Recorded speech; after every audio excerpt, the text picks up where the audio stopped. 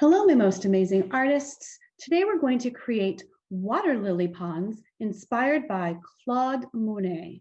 You can see here we have a picture that is actually hanging in a museum in this beautiful gold frame. And I loved the circle shape of the painting inside.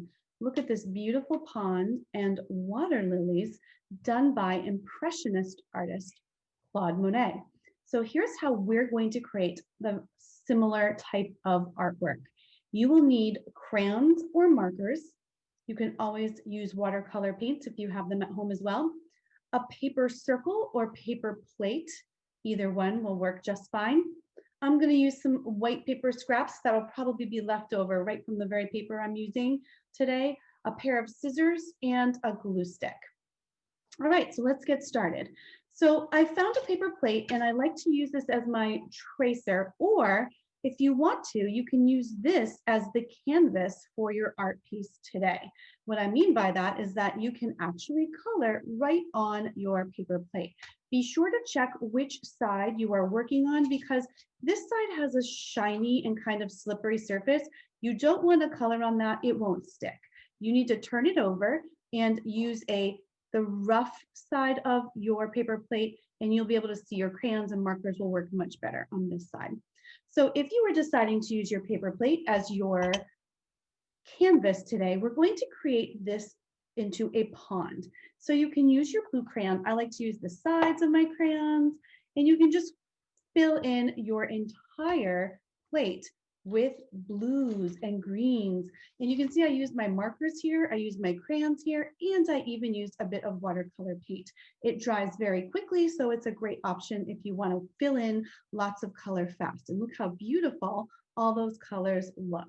So you can color your plate. If you don't have a plate, then you can always trace something that is circular or just draw a nice big circle right on your paper. So once you have your nice big circle, you are going to want to cut it out so it's the same shape as that paper plate. And we're going to proceed to do the same thing that I just mentioned, which was treat your circle like a canvas for your pond. Now remember, save your scraps because we'll need those a little later.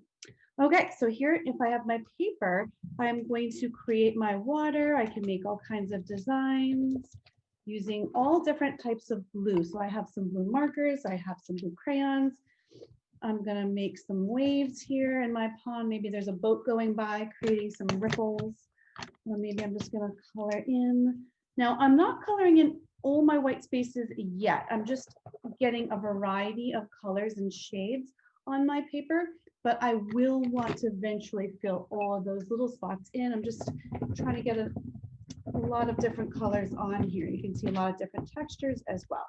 All right, so now I'm even going to use some of my watercolor paint. That's one of my favorites to add some more. You can see how, wow, that really knocks it up a bunch. And it also provides some texture because watch, I'm going to paint right over the crayon waves and they are appearing to show through, which is kind of neat too. And then my markers are just turning into watercolor paints as well. So you kind of have a little bit of a lot going on if you want to use a lot of different materials today. But of course, you could simply use crayons or whatever you have and still create a beautiful work of art. So here I am painting in my water. Great, so now that my water's painted in, I'm gonna set this off to the side and let it dry for a few minutes. Remember, it will dry quickly, especially if you are careful about the amount of water that you are using. So I have some scraps left over from my paper, plus I have some other scraps from a scrap box that I have. You can see I've cut some other things out. So you can just use whatever you have, or you can take a new sheet of paper if you so desire.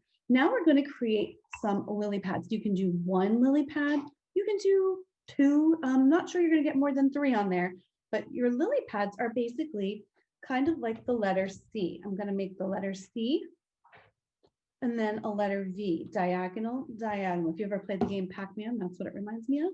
So now I'm going to create some lines that are just making it look like I have little wedges of pie all the way throughout my entire lily pad. So if you want to do one, I might do a smaller one There's my letter C. Remember, in and out like a Pac-Man.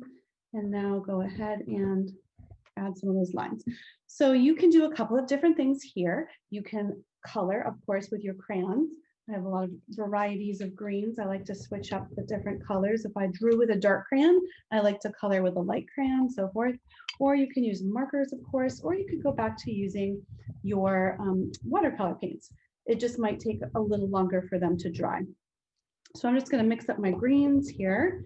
So I have some nice variety. And I'll do the same over here. Fill in all those peekaboos. Great. And now I'm also going to create some flowers. So if you notice in the original painting, the lily pads are there floating, but then there's these beautiful little flowers. You can make them whatever colors you want. I tend to like pastel colors because when I think of Monet, I think of pastels. I'm going to make a nice circle. That's kind of a small flower. If you want to make a bigger flower, you make a bigger circle. And I'm going to do the same thing. I'm going to make my letter X going across the middle, make some wedges of pie there. Same thing over here, wedges of pie. And then again, you're going to color in your flowers, or you paint them in, or whatever you desire. You can even mix some shades together. So if you have some light pink pastel, I could add some magenta or purple just to give it some depth and give it some color. All right, so now that I have my lily pads and flowers, you guessed it, we're going to have to cut them out. So I'm going to use my scissors and I'm just going to cut around carefully and in. That's why I recommended doing 1, 2 at the most lily pads, because you don't want to be cutting for a very long time. Make sure you trim off all that extra and put that one aside. The next one. Notice how I'm turning the paper with my one hand and snipping with the other. Sometimes if you have long hanging off things, you can get rid of those.